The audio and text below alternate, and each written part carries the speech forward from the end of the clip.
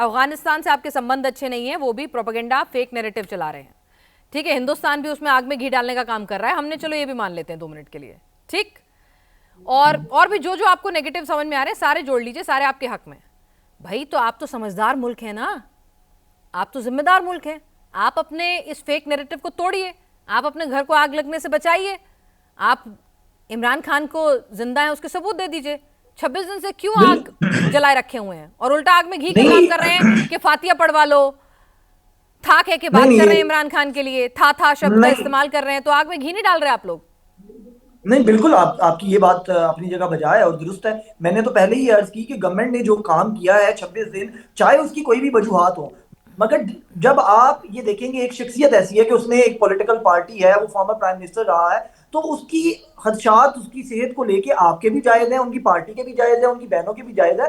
तो गवर्नमेंट को चाहिए था कि कोई ना कोई तरीकेकार निकालती। ये बात मैंने पहले भी कही है, इसके अंदर कोई दो राय नहीं है, मैं इसके खिलाफ नहीं हूँ। खान साहब की मुलाकात उनकी किसी बहन से, उनके किसी एक वकील से या किसी एक शख्सियत से करवानी चाहिए थी, इसके अंदर कोई दो राय नहीं है। गवर्नमेंट ने ये गलत प्ले किया और उसके चक्कर में गवर्नमेंट को खुद बैश आ रहा है कि आज आप इंडियन मीडिया के ऊपर बैठ के 3 दिन से प्रोग्राम कर रहे हैं, अफगानिस्तान कर रहा है या यूएन वट जो भी कर रहा है। बात यह है कि ये अपनी जगह पर गलती मौजूद है, मगर ये बात कहना कि उनकी जान को खतरा है या वो इंतकाल कर गए हैं या उनको कोई प्रॉब्लम हो गया, ये जायज बात नहीं है। मगर गवर्नमेंट की अपनी एक जो गलती है वो अपनी जगह दुरुस्त है, उनको किसी ना किसी तरीके से ये मामला करना चाहिए था। चाहे एक गवर्नमेंट का ही ऑफिशियल भेज देते, ऑपोजिशन में से महमूद खान अचकजई हैं उनको भेज देते या वट किसी को भी भेज देते, तो वो बात अपनी जगह दुरुस्त है कि ये होनी चाहिए थी। क्योंकि इमरान खान साहब चाहे इस वक्त कन्विक्टेड शख्स हैं, बट ही इज लाइक उनका एक ट्रैक रिकॉर्ड है, वो फॉर्मर प्राइम मिनिस्टर है, वो सारी चीजें हैं, तो खदशात जायज है, मैं इसके ऊपर कोई दो राय नहीं दे रहा हूँ। चलिए बहुत बट अच्छी बात, द आपने कम से लास्ट एक पॉइंट, रैशनल बात कही है, आई अप्रिशिएट भट्ट साहब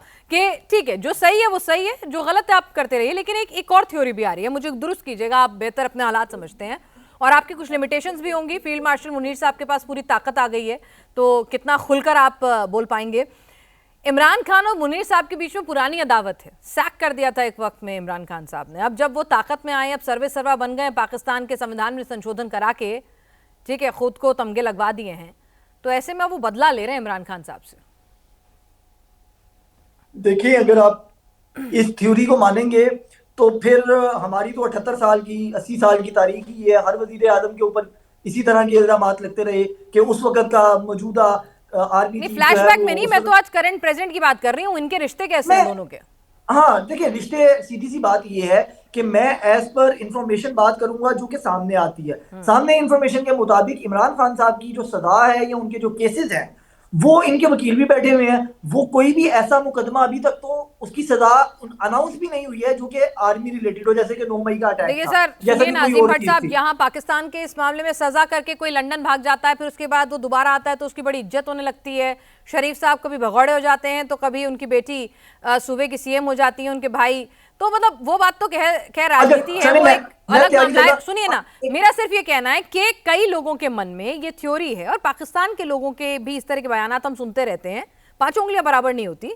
एक पत्रकार की हैसियत से आपसे पूछ रही हूँ कि भाई मैं उसका एक खुन्नस निकाल रहे हैं लॉजिकल मुनीर साहब, जवाब खुन्नस निकाल मैं रहे हैं। आपको मैं उसका आपको एक लॉजिकल जवाब दे देता हूं, ठीक है।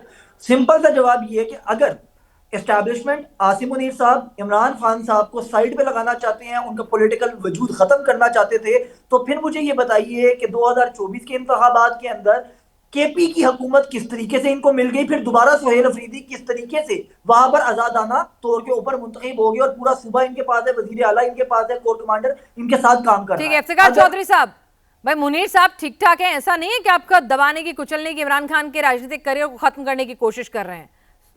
केपी प्रोविंस में आपके शुक्र सीएम है, साहब है शर्मा, ना, आप चुन लोगों के का दोबारा मसला आए हमारे हैं। फील्ड मार्शल से शुक्र है। अभी है, बात इमरान शुक्र है साहब की हो रही भट्ट है, आप फील्ड साहब। मार्शल को बीच में ले आए, कितनी तकलीफ है। बहुत आपने देर जानबूझ की अगर तैयब खान साहब, मैं आ रही हूँ मेहरबान आपके पास। आते आपका थोड़ा आते। टेक्निकल इशू हो गया था, आपकी आवाज दबाने की कोशिश नहीं है, ऐसा नहीं होता है हमारे यहाँ। उसका क्या जी करें हम? जी, अभी टॉपिक चले भाई, बढ़ाया, इसको क्या चल रहा है पहले इफ्तिकार आगे? ऐसा चौधरी करें साहब अब जवाब दें। कि तैयब को दे। नहीं नहीं, नहीं पहले नहीं, आप वो दे दें जवाब, फिर छोटे तैयब हैं। खान साहब को भी जोड़ती हूँ। जी चौधरी साहब जवाब दें। अच्छा अच्छा, मैं पहले बात एक शेर में की है कि बहुत देर की मेहरबान आते आते। 3 रोज से हम और अजीम साहब बहस कर रहे हैं, और वे आखिर में वो उन्होंने एक्सेप्ट कर लिया कि इमरान खान एक बड़े लीडर हैं, उनके साथ ऐसा सलूक नहीं होना चाहिए, ये गवर्नमेंट जो कुछ कर रही है वो गलत कर रही है। यहाँ एक बंदे की बात आई है जो क्या नाम है उसका, हनीफ अब्बासी, जो रेलवे के मिनिस्टर है। वो उन्होंने कहा है कि जल्दी फातिहा पढ़ ली जाए और फलाना पर, उसके जवाब में अलीमा खान ने भी बड़े सख्त उसको कहा है कि ऐसा कोई करेगा तो इंशाअल्लाह अजीज उसका वजूद जो है इस दुनिया से मिटा दिया जाएगा। कि अगर मेरे भाई के साथ जो कोई करेगा, बहन यही कर सकती है ना। तो पहली बात तो ये है कि फॉर्म 47 पे ये झूठे बने हुए हैं, इनको तो बुरी तरह हराया शहरियार रियाज ने। और नंबर 2 पे ये बड़ी मुश्किल से आए हैं, और नंबर 3 पे शेख रशीद है। तो ये किस तरह की बात करते हैं असेंबली में खड़े होके। इनके बारे में, राना सनाउल्लाह के बारे में चौधरी शेर अली ने कहा था कि इसने 36 कत्ल कराए।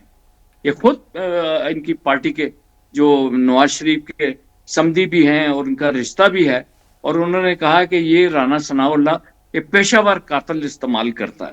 तो ये आपस में करते रहे, लेकिन मैं फिर आखिर में ये कहूंगा जी कि हम आज बैठे हुए हैं, हम ये चाहते हैं कि हमारे कायद को जो है ना, वो उनकी जो हालत है वो हमें बता दी जाए।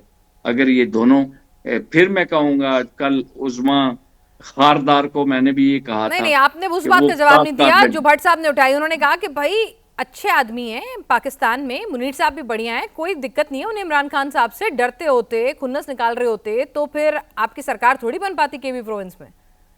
सर्वे नहीं सरवाएं नहीं कुछ नहीं, भी करा देते हैं। ये इररेलेवेंट चीज है जी, अच्छा irrelevant है। इररेलेवेंट ठीक है ठीक है इररेलेवेंट है।